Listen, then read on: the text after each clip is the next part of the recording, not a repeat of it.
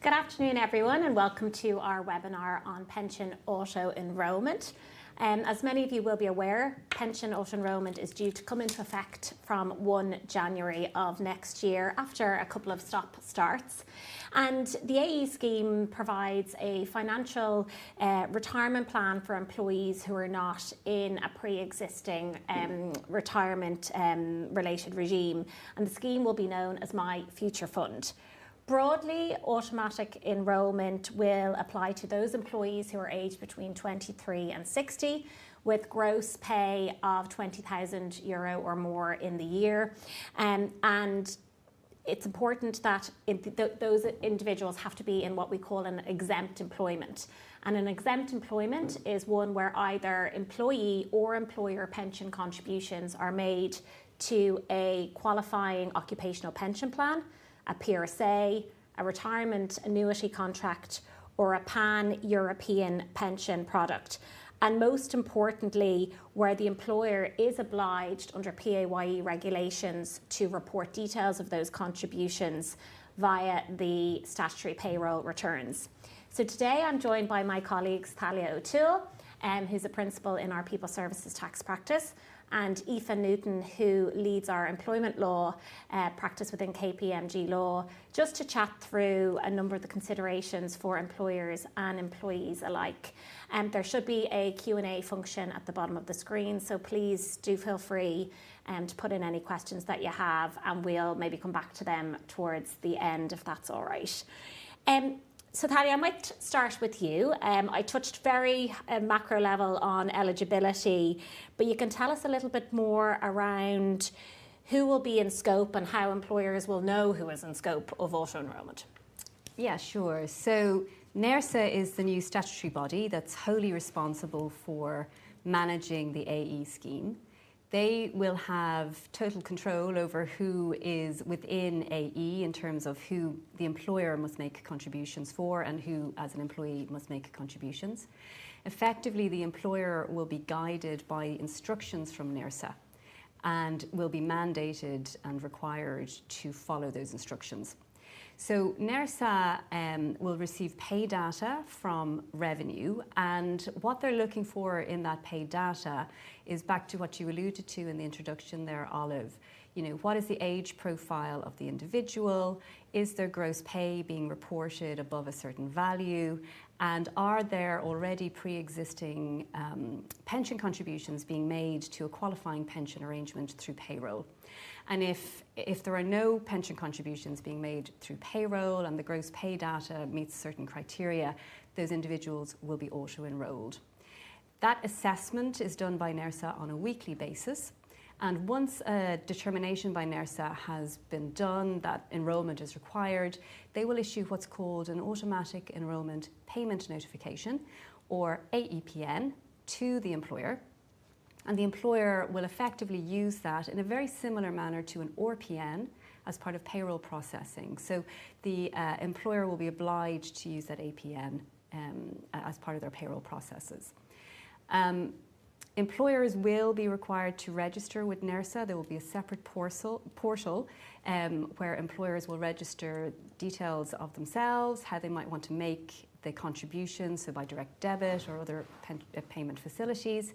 And there will be a dashboard for employers to kind of see how their returns are, the individuals that are contributions have been made for, and so on.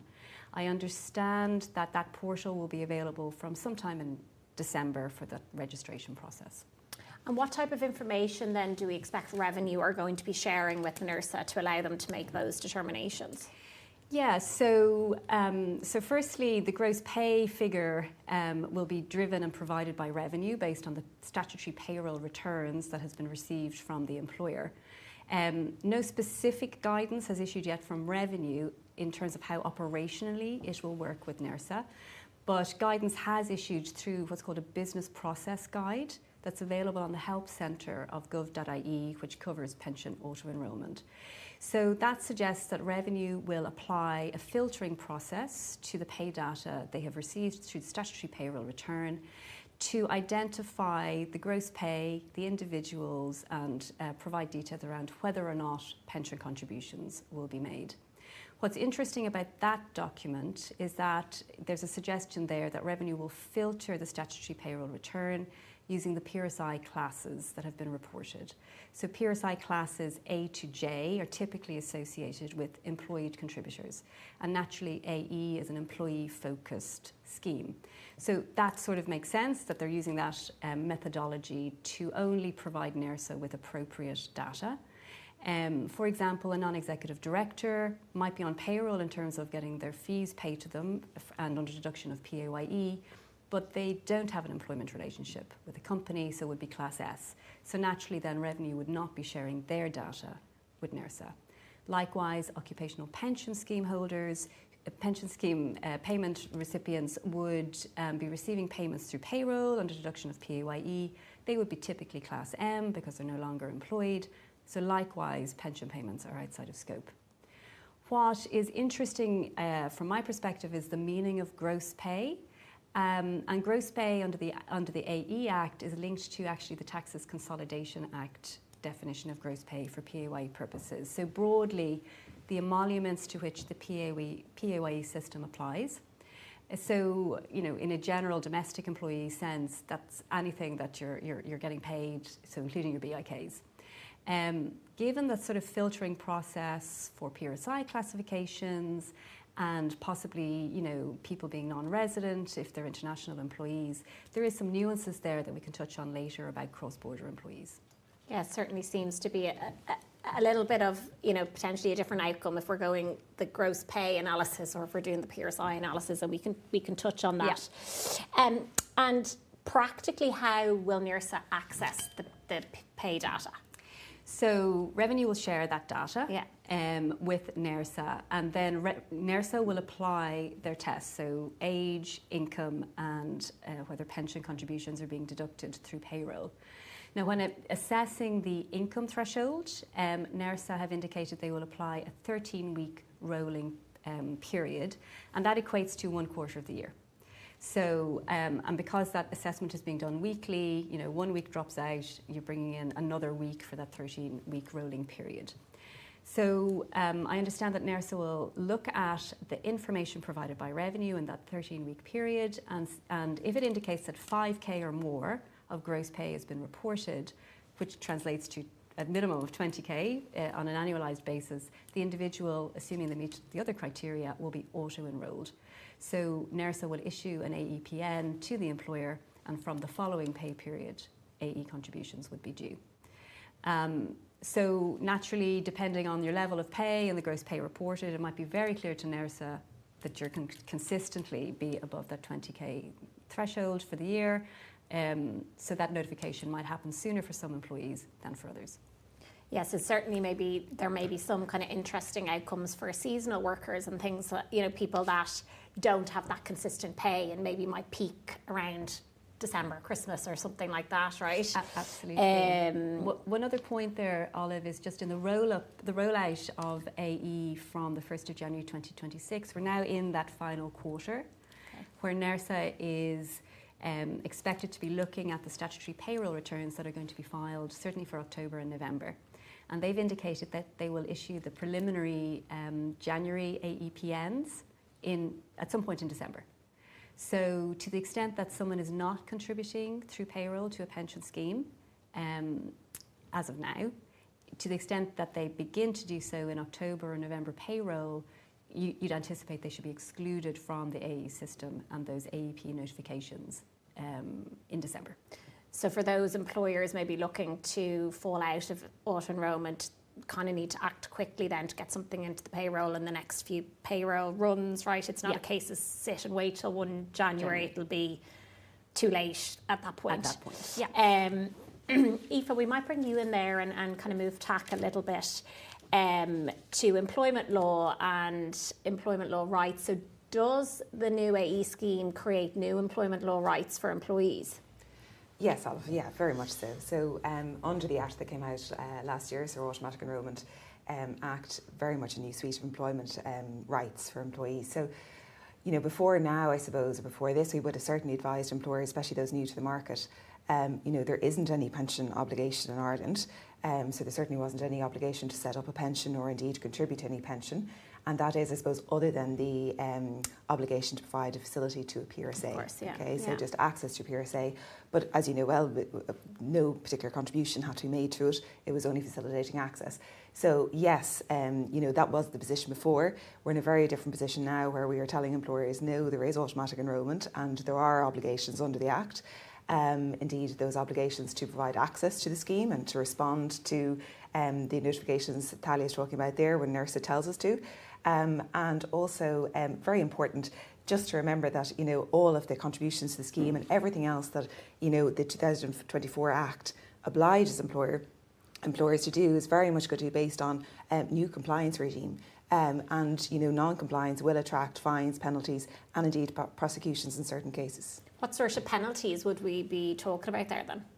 Yes, I suppose at a very practical level, the Act provides for authorised officers within NERSA to issue fixed payment notices or fixed penalty notices, and these are for certain provisions of the Act, certain offences. And those kind of fixed payments would be up to €5,000. So certain provisions attracting those kind of initial payments on the ground kind of by those authorised officers. Those same authorised officers can also issue compliance notices. So this is basically where there's a contravention of certain provisions of the Act, and the authorised officers then would issue this notice if enforcing the employer to comply with certain provisions. So that's at a very practical level. And then the actual Act provides some far-reaching powers for NERSA to take actions in particular against employers who aren't making their contributions. They will take legal action based on the Act, and indeed any kind of arrears or payments that need to be made of arrears of contributions will attract interest that's going to be calculable under the Act. And around kind of maybe financial penalties aside, what around kind of negative publicity? That's obviously something that employers are always kind of attuned to. Yeah, very much so. So this Act non-compliance will certainly attract publicity here, there's no doubt about that. So even at an employee level, if an employee was to bring a claim for penalisation under the Act, so in other words, if they've suffered detriment because they asserted their rights under the Act, and they brought a claim to the Workplace Relations Commission and indeed the Labour Court in Appeal, those kind of claims are generally heard in public. So you are talking about a very public focus at the employee level. And then you're also talking about the interesting provision in the Act which allows NERSA to effectively name and shame employers. So they will have the power to publish a non-compliance list, and naturally that's where non-compliant employers are going to be named and shamed, and again attracting that publicity that certainly the compliance regime may not have got before. Yeah, it'll certainly be interesting to see kind of, is there a soft period, right, of rollout from NERSA's perspective, or do they hit the ground running in terms of some of those powers? Talia, we might come back to the cost of the plan, right, for employees alike. Do you want to just talk us through contribution rates and how they might evolve over the next while? Yeah, so the scheme has already set out that it's a fixed rate regime for both employees and employers and indeed the state, but those fixed rates will increase over time.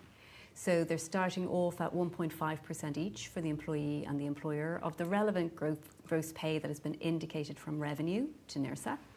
And they're increasing by 1.5% every 3 years, so to 3%, to 4.5%, and then from year 10, the employee and the employer will each pay 6% of the relevant gross pay figure.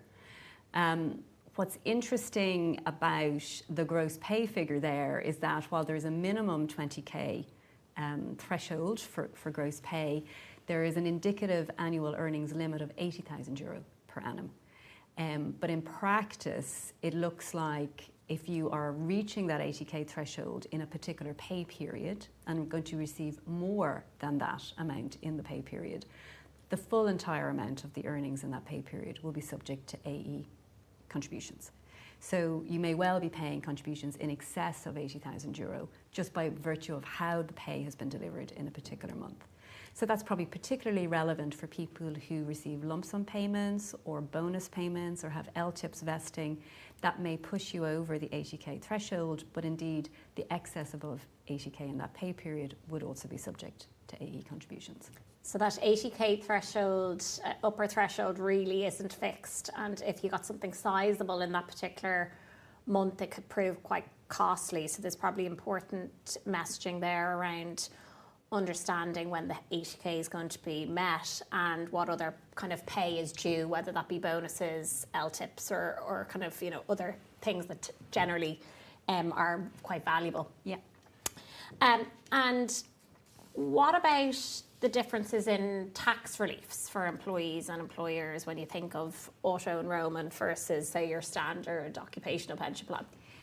Yeah, so there shouldn't really be that much different from the employer perspective. AE contributions will be treated as corporate tax deductible in the same value and manner as other salary costs. So the real differences really here are arising at the employee level.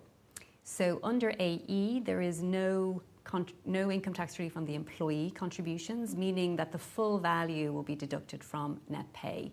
And that's quite different to, say, an occupational pension scheme where I am paying a full value of a contribution, but the net cost to me is reduced by getting income tax relief at source through my payroll. So my net pay is effectively benefiting from the tax relief. So that's quite a fundamental difference. To compensate for that difference in tax relief for the employee, the state contribution, which will be starting off at about 0.5% of gross pay and then increasing by 0.5% at every time there's a rate change, similar to the employees and the employers. That is designed to compensate for that lack of personal income tax relief. But the benefit of that state contribution is not being delivered to your net pay, it's being by way of an enhancement to the value of your pension pot. So really, when we're starting off in terms of the rate of state contribution, because the rate of state contribution is increasing at the same rate at the employee contribution, effectively the state will always be contributing €1 for every €3 the employee saves into auto-enrolment. But by, say, year 10, the rate of contribution by the state will be 2%.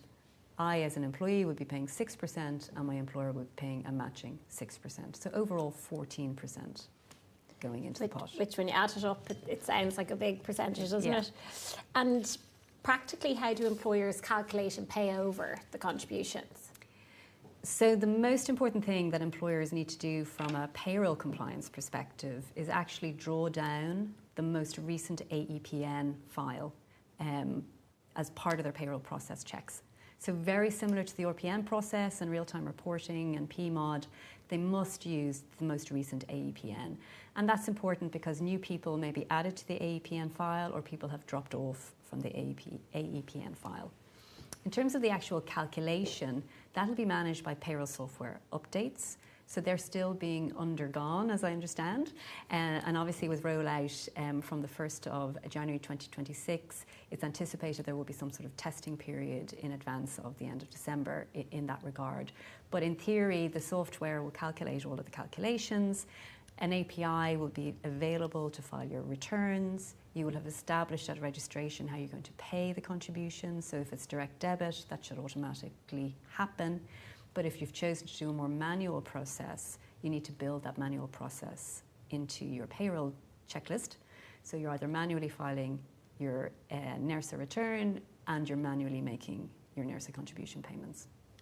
So certainly for those employers that, you know, are expecting to go into auto-enrolment, right, and not avail of putting people into their occupational pension plans, certainly, I think it's important that they probably engage with either their payroll software provider or if they outsource their payroll, just to make sure who's owning this process. Are they ready to go? Yeah. Are the processes in place? And, you know, all the kind of various sign-offs that you might have for payroll, is that going to be in place for the auto-enrolment?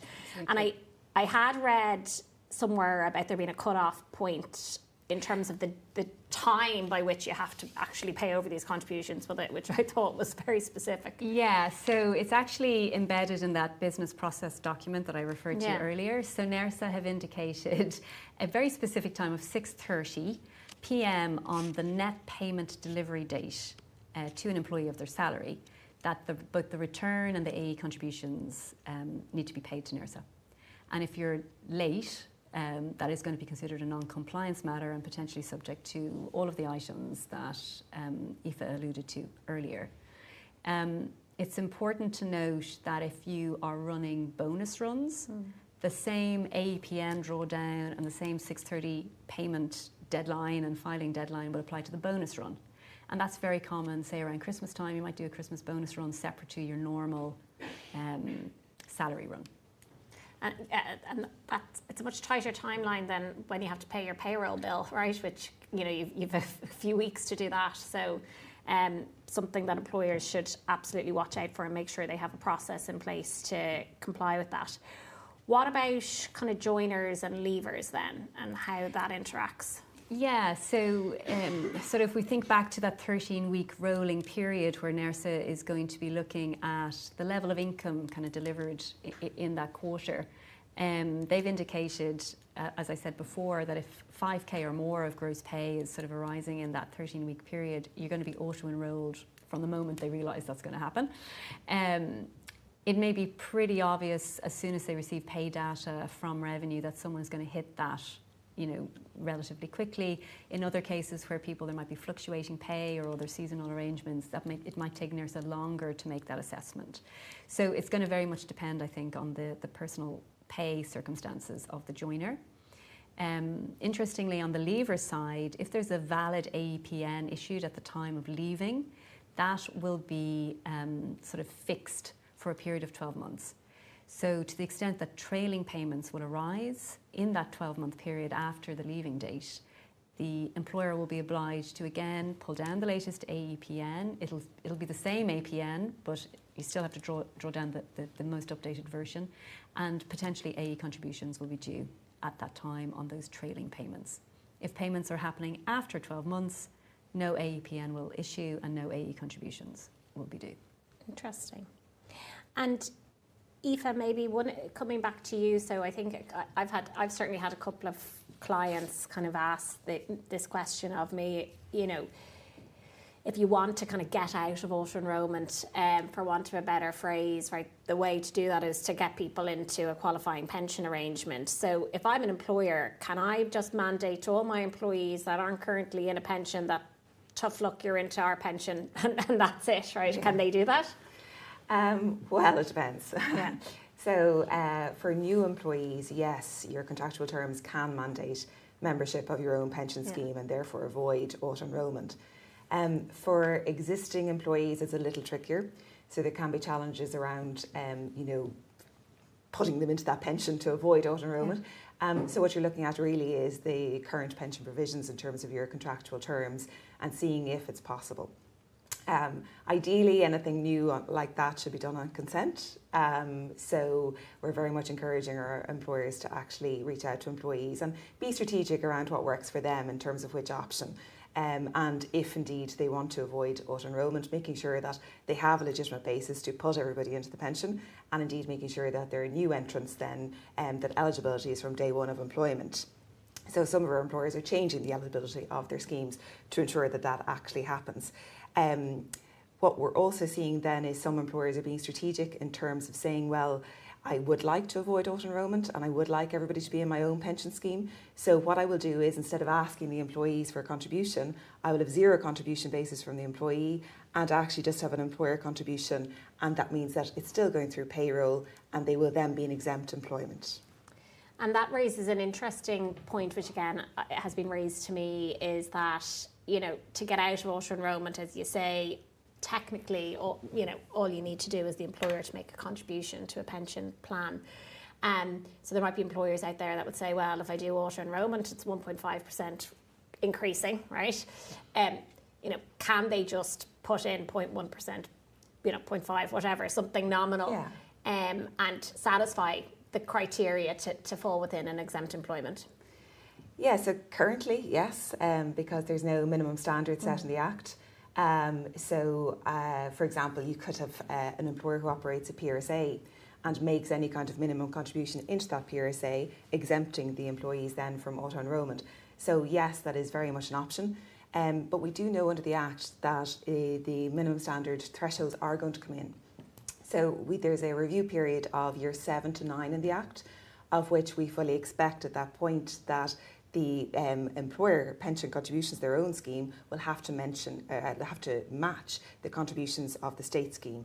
So we are very much expecting that to happen kind of in that time. So eventually employers will have to reach that target. So maybe some scope for the foreseeable, but bearing in mind it maybe isn't a long-term solution. Absolutely. The only thing on that is I'd say that it goes to the wider employment piece though in terms of employee engagement.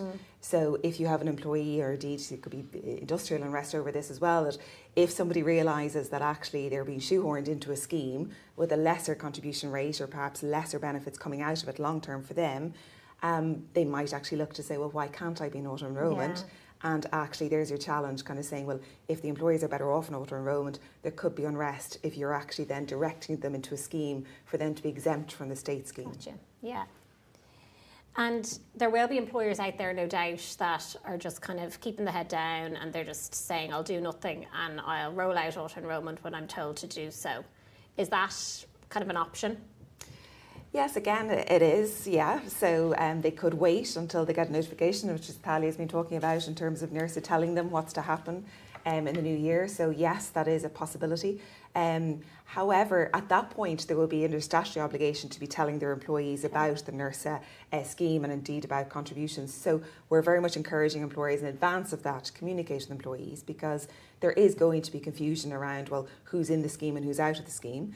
And there is a major publicity campaign, going on in terms of the government side of the scheme. So we are encouraging our employers to communicate and to let employees know what it'll mean for them, and indeed, most importantly, what it means for their pay as well in terms of their level of contributions. And we might shift kind of back a little bit to eligibility, which we've spoken a good bit about already.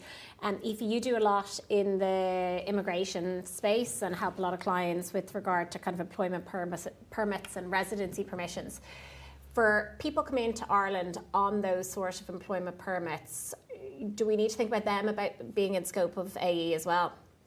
Potentially, yes, yeah. So if they're going through Irish payroll for maybe even it's only a short, medium-term assignment here, yes, they could be cut by auto-enrolment if indeed NERSA gives the notification that they are eligible for auto-enrolment.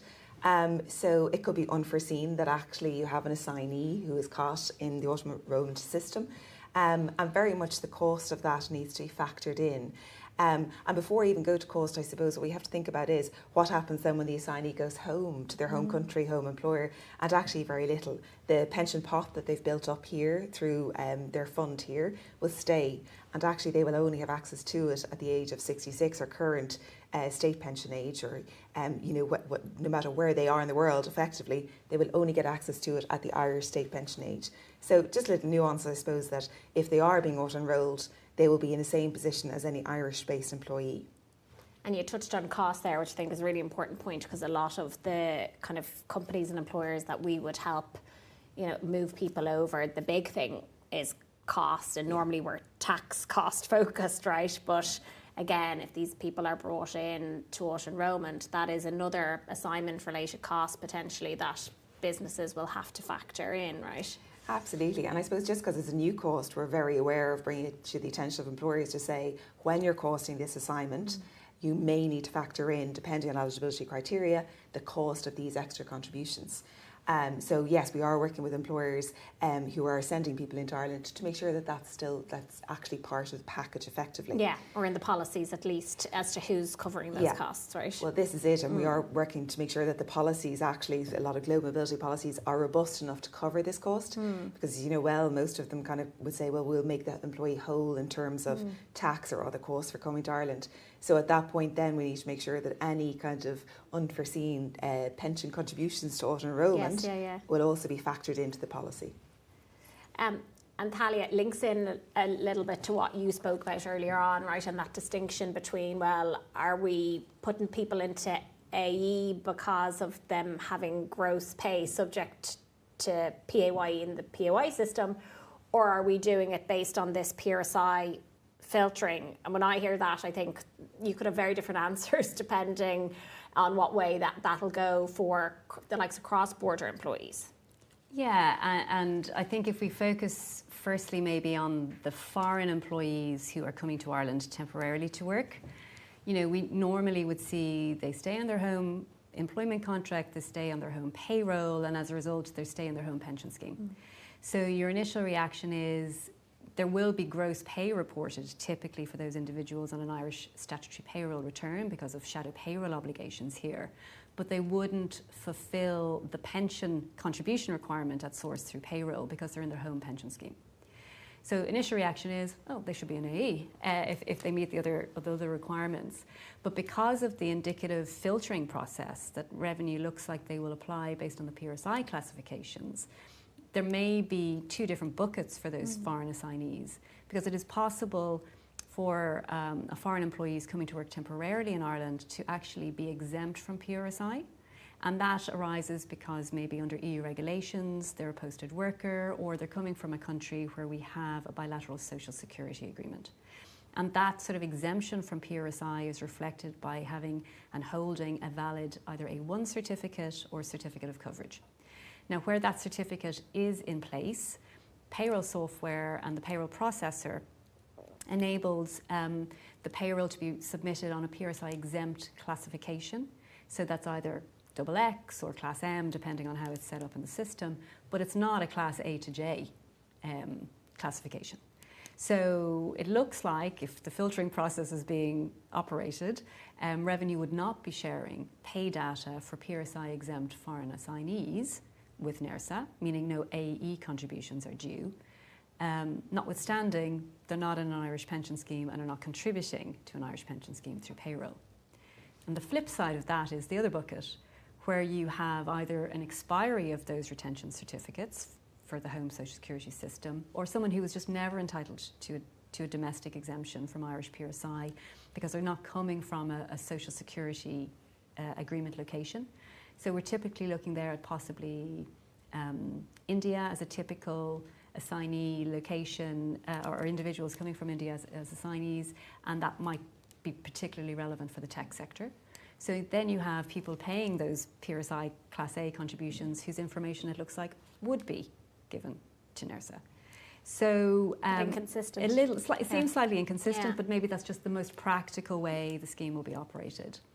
And then if we turn then to Irish employees who are working outside of Ireland on assignment or some sort of commuting arrangement, let's focus, I suppose, on people who are not resident. So employers generally can obtain what's called a PAYE exclusion order, meaning PAYE and USC no longer needs to be deducted from their pay. That pay may still be reported on Irish payroll, of course, and if they've stayed within the Irish PRSI regime because they have the same facility to stay in their home-based system under EU regulations or a social security agreement, again, the filtering process would suggest revenue would pull that data and share it because there's a PRSI Class A or up to J being paid. But my reading of gross pay is it's emoluments to which the PAYE system applies, and a PAYE exclusion order disapplies the PAYE system. So there's a slight inconsistency or just little uncertainty as to whether revenue will actually share non-resident employee pay data with NERSA, where they stay in the PRSI system but have an exclusion order. And linked to that, you can have a cohort of Irish employees who are not resident but continue to perform more than incidental duties here. And a PAYE direction may have been obtained for those cases, meaning revenue agrees that only the proportion of their earnings related to Irish workdays is in scope of PAYE USC withholding, and the balance is considered foreign. They could also stay within the Irish PRSI net, which applies to both the taxable and the non-taxable gross pay. So in that instance, is revenue sharing total gross pay or only the portion that's attributable to Irish PAYE? So there's a little bit of clarity I would welcome from Irish Revenue in just terms of the operational manner. The other aspect, and Aoife alluded to it in terms of access for a foreign employee who's contributed to the scheme, that won't happen until age 66, the current state benefit age. But during the period of time contributions are going into the scheme, how will that My Future Fund be treated in the home location? So that's particularly relevant for assignees who will stay taxable on worldwide income and gains in their home location. So the most obvious example of that is a US citizen who pays US tax on worldwide income and gains no matter where they are in the world. So will the US look to tax employer contributions into the My Future Fund, because it's an unapproved arrangement? And will those investment returns that are accruing year on year, which we won't treat as taxable in Ireland on a gross roll-up basis, would they be looked through and taxed at the individual level, notwithstanding they can't access the fund until 66? So the most obvious answer there is opt out after month 6. You know, make your home tax position less as simple complex as possible. Yeah. But look, there's obviously just some nuances there that need to be taken into account. Conscious of time, and I just want to make sure that we leave enough time for some of the questions that have come in. So I might jump to that if that's all right, guys. Aoife, one question here is around, and I think Talia, you kind of alluded to it there at the end, opting out. And, you know, are people forced to be in this, stay in it forevermore? And are there cases where people could opt in either? Yeah. So certainly, I mean, the whole idea of the scheme is that they are brought within the pension net, right, and kind of kept there as much as possible. But yes, there are opt-out provisions in the Act. So, you know, after the first 6 months, effectively, an employee can choose to opt out of the scheme. So they will have a 2-month window at that point, so month 7 and 8, in which to say, actually, this doesn't work for me, I want out, okay? So that's kind of the main opt-out provision we see. The other one then is within the first 10 years of the scheme's operation, the employee can also opt out once the contribution rate goes up. So at that point, it's another trigger for opting out after 6 months. So they live with that extra contribution rate for the first 6 months, and then again, that window of the month 7 and 8, they can opt out at that point. Yeah.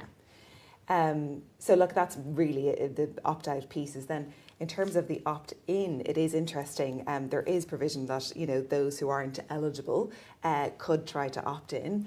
And so we'd say this is, for example, maybe an 18, 19-year-old or a 62-year-old who says, actually, I'd like to be part of the state scheme and I will do my contributions, but I also want to get the benefit of the employer and state contributions.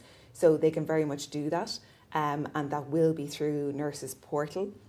And they will apply in terms of going onto the employee side of that portal and actually just electing to opt in themselves and start their own contributions and get the benefit of the state and employer contributions as well. So those people that opt in, then the employer is kind of by default obliged to make the contribution. The employer doesn't have a decision there Absolutely. To say, well, we're not doing our piece. No, it's automatic. And it links into one question I think that someone's just clarifying around. I think the point that you made, Talia, around that 13-week look back and, you know, for the go live of January 2026, nurse is going to be pulling on information pre that date, right? So I think that point around making sure that there's some form of pension contribution, if you're looking to avail of the exemption, going through either October or November, payroll is what we believe to be the case. Otherwise, you're probably into that auto enrolment from 1 January and they have to wait that 6-month period. So it's not, you can't decide in February because because in January we've put a pension contribution through that suddenly you're out in February. It doesn't work like that. It'll be that 6-month lead in. So hopefully that answers that question. One question, it's come in now again, but it also, one of the attendees when they registered raised it. Talia, was around the standard fund threshold. And how that interacts or how AE interacts with the standard fund threshold, or does it? Yeah, no, it does. So Finance Act 24 last year would have brought in some tax measures in relation to the AE scheme, and what they did was include AE for certain provisions to treat it as a relevant pension arrangement. So two of those kind of provisions included that any AE pot should be aggregated for the purposes of the standard fund threshold with any other relevant Irish pension pot that you might have. So at a BCE event, which is typically retirement for most people, an assessment would need to be done against the standard fund threshold value at that date relative to the aggregation of your AE pot along with all your other pots at that point. And if there's any excess, that excess is taxed currently at 40%. The other provision that's notable to mention is that it's possible at retirement to take 25% of your pension pot, AE pot, as a lump sum. And similar to other pension schemes, that lump sum would need to be aggregated out of the AE pot with any other lump sums you're receiving to figure out, are you above or below the 200k lifetime exemption for tax-free lump sums. So I assume this is going to be relevant then. There will be executives that have ceased, like voluntarily ceased being part of an occupational pension plan or a PRSA, for example, because of concern around breaching that SFT. Yeah. So presumably that's going to need some thought. Yeah, and I suppose there's kind of two elements there. There's whether AE contributions will be due for them, and the simple answer is yes, if they're within the age bracket and the gross pay, because they're not making pension contributions, presumably through payroll at the moment. And then they'd be subject to that 6-month opt-out window. Yeah. But actually, I think the more interesting thing for executives to think about and the employer is, because the SFT is slowly increasing by about 200k a year for the next 3 or 4 years, should they reconsider either looking at how they're going to fund their pension, because there's more headroom in terms of the SFT going forward. So by 2029, the SFT will be 2.8 million. It's currently 2. And so look, there's a broader discussion there about, can I rejoin the occupational pension scheme? Should I look at, creating a PRSA arrangement? And then in addition to that, where I've opted out before of the occupational pension scheme, there may be some supplementary agreement between the executive and the employer around how employer contributions might be compensated, or lack of employer pension contributions. So any of those type of arrangements and agreements would need to be reviewed before you sort of made a decision about how you wanted to then subsequently fund for pension. Huge amount to think about there, I think, and lots of valuable and interesting insights. So thank you both. So I think, look, the introduction of AE does represent a significant pension change in Ireland, and it is really important. I think it's come out clear today that employers do take the time over the next few weeks to consider the options available. I think broadly, when you look at the employer options, you probably have those employers that have an existing occupational pension plan that may wish to avail of the AE exemption by bringing kind of all eligible employees into that occupational pension plan. You might have those that are happy to have the existing pension arrangements and AE run side by side.